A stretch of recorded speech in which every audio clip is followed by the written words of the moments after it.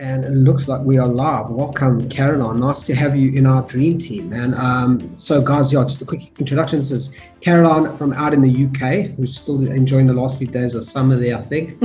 Just about. So, yeah, Caroline's is a agency and business coach who specializes in helping businesses, small and medium, large businesses, kind of get going and figure out everything, the whole growth journey. Is that right, Caroline? Yeah, absolutely. So everything from strategy, road mapping, proposition, all the way through to social selling and growing client accounts, everything. Yeah. Awesome. So yeah, as I told you, kind of this community is all about digital agencies. We've got a whole bunch of agencies from all over the world. And we're discussing, as the name suggests, we're discussing personal branding and branding, taking your branding online and taking it offline, how to just successfully do that. Is that right, eh? Yeah, absolutely. There's a lot of kind of marketing gurus and everything all over LinkedIn that talk about building a successful personal brand online and everything, but nobody talks about this critical part, which is what happens offline. Yeah, totally. And I mean, that's actually kind of what I wrote in the description is, we are all so online all the time, and we're just so focused on online, and we tend to forget that we still live in a real world where people are human beings for the most part, and still like that sort of offline engagement. So quite an important one, particularly branding, is something that we tend to forget. We're all focused on marketing and lead generation, and we often don't realize that we've gone off brand, or we're not putting the right messaging out there. So yeah, man, what are your tips? Share it with us. Let's hear it. Okay, well, the whole kind of point behind this and why I'm talking to you guys, I don't really need to know the ins and outs of each of you to know that you wouldn't be here on this live or listening to us if you didn't want to make an impact.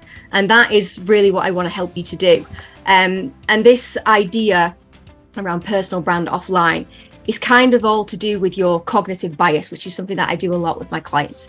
And what that really means is a fancy way of saying the way that you think. Yeah. And all of us, from our experiences and our childhood and everything, we decide over time what our dominant way of thinking is going to be. And that drives our behavior. Now, how does that kind of relate to personal brand? Well, it's because, unfortunately, we are judged by our behavior. And those judgments form our personal brand. Every single person that you ever interact with has a different idea of who you are, because you'll have had a different mood that day, or you'll have been talking about something different, something that you're passionate about versus something that you're not. And there are hundreds and hundreds of versions of you. And all of that can be tracked back to our behavior. Now, our behavior is tracked back to the way that we think. So that's kind of this idea that I want to put across today. And how do we learn to control what that personal brand is? Because it's really easy when it's online, because you can take a step back and you can think, you can think in depth about the type of post that you want to create, or the language that you use, or the graphic that's going to go with it. But everything that we do in person, or, and I want to make this clear, on a call, is immediate. It is knee-jerk reaction. And all of that, again, is to do with the way that we think, the way that we respond, and our immediate reactions. This is all to do with the way that we think. So I'm going to help you, hopefully, in bridging this gap with an exercise that I'm going to give you to take away and do in your own time. Have I explained that well enough, Stephen? Yeah, totally. And I think what's really cool, guys, if you are catching this, is Caroline's got she says she's got a cool tool that she's going to make available to us afterwards to take out of this conversation and go do a little bit of homework on and come out with a really great result. So super practical, which is what we like. Yeah, exactly. I mean, this is the thing, like being a coach, it can be very theoretical and conceptual and all this stuff. I want to give you practical things you can take away and do right now. Yeah. Because we all know that pitches don't fail off a LinkedIn post. They fail when you're in the boardroom, whether that is virtual or in person. It's that in-person interaction that we need to nail. Yeah. So what I'm going to do is give you this tool. You can go away today, you can use it, go through the exercise, and hopefully it's going to give you that idea of what your personal brand offline looks like.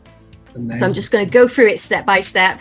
And what I'll do for you, Stephen, is after this call, I'll put everything together in an email so that you can either put it into a document or however you want to do it and share it with the group. But I want you to first draw a triangle. It sounds weird, but stay with me. Draw a triangle. And then I want you to put the letter I, E, and L at either point of the triangle. Okay? And then what I want you to do separately is I want you to ask yourself, what are the 3 traits that I want people to think of when they think of me, that they want to associate with my name? Okay? So we're going to take the first one, and then I'm going to do this as a little example for you. So let's say that this word is the word professional. Okay? It's something that a lot of people like to put across with crying. So then we need to think, well, what do each of these 3 points mean? Well, the I stands for internal. And that is everything that we think, feel, everything that goes up here. So we think, how does a professional person think to you? Because this is another crucial point. The word professional means different things to different people. The way you use it in your organization will mean something completely different to somebody on the other side of the world and everywhere else. So it's about you. How does a professional person to you think? How do they feel? How do they react to things? What goes on up here? Gotcha. Now, Sorry to interrupt, but go for it. I can share my screen because I can draw on the screen and we can. Oh, perfect! Yeah, exactly. Amazing. So I, E, and L, yeah, and it's internal. Yeah. So let's think for a minute that a professional person will. I'm writing on essentially on wall, so it might look a bit weird. Like, yeah, go for it. No, that's fine. That's fine. It's just an example. So yeah, the I is internal. So how do they think? Well, a professional person might think strategically. They might think with intent, intentional in everything that they do. Okay. Yeah. Then we go to L. Well, what is L? It stands for language. Okay. So then you got to say, well, how does a professional person speak to you? What kind of tone of voice do they have? What words do they use? How do they form sentences? How do they come back to people? And we're not just talking in person, but those little offline bits like emails and Slack messages and things like that. They're kind of a bridge between online and offline. How do they think? And then how do they speak? Cool. And then the last one is external. So that is everything to do with how does a professional person act, or insert word here, whatever trait means something to you. How do they act? How do they respond to situations? How do they lead? How do they act in front of clients versus colleagues? How do they act with their family? All those sorts of things. So what we're kind of getting to here, this is in coaching known as the behavior triangle. Because when most people think of changing a behavior, which again is down to perception, which again is down to our personal brand, they think of the actual action most of the time. They think of the doing bit, and they completely miss out the internal and the language, which is why you think, oh God, I really want to start this new habit, but I just don't. Then you punish yourself because you've not done it, when actually all you've done is focus on one element. There are always 3 components to behavior, and that's what people often miss out. Cool. So then what I want you to do is I want you to think of a recent interaction or example that you've had where maybe you didn't behave in the way that you really wanted to. If you were being really honest with yourself, you could have done better. And I want you to think, draw a separate triangle and think, how in that moment did you think? How did you speak? Gotcha. And how did you act? Yeah. And that between the 2 is your gap. That is your personal brand gap. And then do it for the other traits. I want you to explore this in more detail. You can drop the Gotcha. Now if you want, come back to me. Because this is the real crux of this thing. Everything about us is designed to judge other people, because that's how we have evolved. And if we can learn to adapt and to work with it to our advantage, there's no stopping your offline brand. And the other thing is, coming back right to the beginning of our point about all these people on LinkedIn talking about the fact that, you can build 6-figure businesses and 7-figure businesses off personal brands. Well, that all means nothing if they have a first call with you and you're not the person that they thought you were. Yeah. Again, pitches are lost in life, in real life or virtual interactions in a boardroom setting. They're not via a LinkedIn post or an Instagram post or a TikTok or anything else. So if we can learn to control our behavior and the way that we think, then we can adapt to different people, different situations, so that you are the most effective version of yourself that you can possibly be. And then when you've done it, you might think, well, actually, these are all the traits that I want to be known for. How can I put that across in my online brand so that I'm more authentic in every area of my presence, whether it's digital or in real life? Brilliant. Does that make sense? Yeah, total sense. And I think what you're hitting on there as well is a key part about branding, as well as congruency between. And I think your points about what we do digitally, we've got tons of time to craft and think about and rework and rewrite and redesign. Whereas in person, we don't get that opportunity. What we show up at a meeting, that's who we are. We don't get that opportunity to re-tie our tie or put on aftershave after we've arrived. Like that kind of. We don't get that opportunity. It's live. And when we've done an amazing job online of putting a brand out there for ourselves personally or for our agencies, for example, we've nurtured it and crafted and curated this amazing brand. And then we show up at a meeting and it's just not what that person was anticipating. There's incongruence between the two. And I think that's such a key point of branding, is keeping that messaging correct. Because, and to start with that, and I think this is what's so great about this exercise, to start getting an understanding of that, you need to run an exercise to see, hey, am I making those mistakes? Are there gaps in what I'm doing between the two worlds that we're living in? Absolutely. And to your point there, you absolutely nailed it when you said about how you show up, because we get all this time to put into our digital presence and, make sure the photos are taken the perfect angle and all this stuff and editing videos. But when you actually get people in a room, your immediate reaction is formed by the primitive brain, the pathways, all this stuff, which I can go into in detail another time if people like this. But all of that is immediate reaction. And that's the bit that you think, well, I can't control that because it's all to do with my emotions. It's not to do with your emotions. Emotions are always driven by an initial thought, and that's what we need to work on. And if you can nail this, everything else stems from there. And this is another reason why the whole fake it till you make it thing doesn't necessarily work, because if you get your client first on a call, you might be able to fake it initially so that it matches your brand, but it's those little things where they catch you off guard and you don't respond in the way that they maybe feel comfortable with, or it's learning to adapt and to understand who is in front of you and how you can adapt to be more in line with them and more cohesive with them and their brand. Because this is the thing, whether it's branding for a huge company or yourself, it's still people, and we still work in the same way, and we still think in the same way. And I think also just to put a sort of a cap to the other side of this is, if you're thinking about this congruence in your business, or beyond just your brand, is you've done all the work to put your brand out there digitally, and it says one message, and then you've worked really hard on making sure that offline the same message is being given. What can you do beyond that for the next step? Now you've done a great pitch, you've signed someone up and they're now part of your business. What can you do within your business to make sure that the same congruent message is given out through there? Is it from a CX perspective, for example, from a delivery and execution perspective? Are you delivering on the promises you made in that initial meeting that you made in your initial online presence?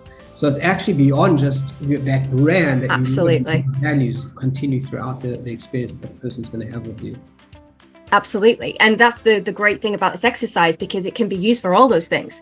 Like if you use this as a basis for, let's say you were doing an activity with your senior leadership team about the values that you want to portray as a business, you can use this because it's still the same thing. Once you understand how you as a brand speaks, how you as a brand thinks, how you would respond to things, the sort of experience you want your customers to have, it always comes back to this behavior triangle, because people still stay the same, and that's who we're trying to connect with, is people. So that is absolutely right. You can then use this to extend it into, well, how does our employer brand work against what customers see? What's the experience internally that shows that we are professional, or whatever trait it happens to be?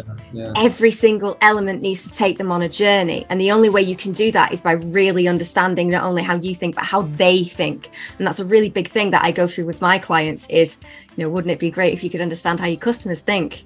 And it's all about understanding this cognitive bias, which I do as a key thing, because I think it's really important.